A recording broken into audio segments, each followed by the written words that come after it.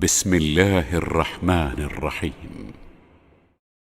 تبارك الذي بيده الملك وهو على كل شيء قدير، الذي خلق الموت والحياة ليبلوكم أيكم أحسن عملا وهو العزيز الغفور. الذي خلق 7 سماوات طباقا ما ترى في خلق الرحمن من تفاوت فارجع البصر هل ترى من فطور ثم ارجع البصر كرتين ينقلب إليك البصر خاسئا وهو حسير ولقد زينا السماء الدنيا بمصابيح وجعلناها رجوما للشياطين وأعتدنا لهم عذاب السعير وللذين كفروا بربهم عذاب جهنم وبئس المصير. إذا ألقوا فيها سمعوا لها شهيقا وهي تفور تكاد تميز من الغيظ كلما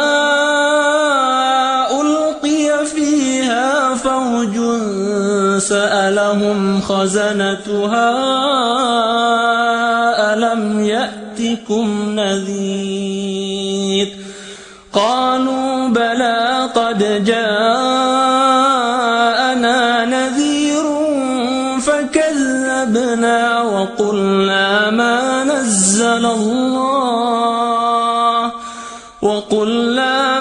نزل الله من شيء إن أنتم إلا في ضلال كبير. وقالوا لو كنا نسمع أو نعقل ما كنا في أصحاب السعير فاعترفوا بذنبهم فسحقا لأصحاب السعير. إن الذين يخشون ربهم بالغيب لهم مغفرة وأجر كبير. وأسروا قولكم أو اجهروا به إنه عليم بذات الصدور.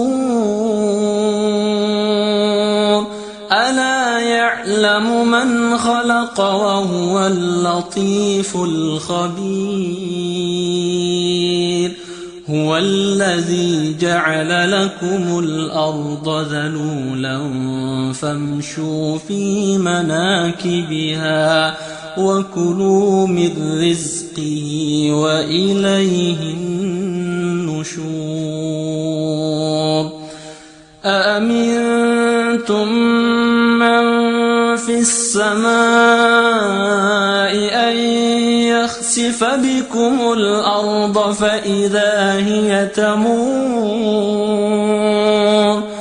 أم أمنتم من في السماء أن يرسل عليكم حاصبا فستعلمون كيف نذير. ولقد كذب الذين من قبلهم فكيف كان نكير.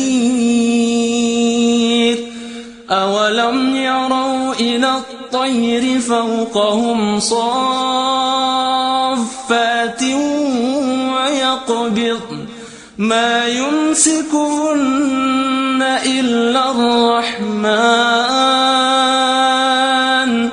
إنه بكل شيء بصير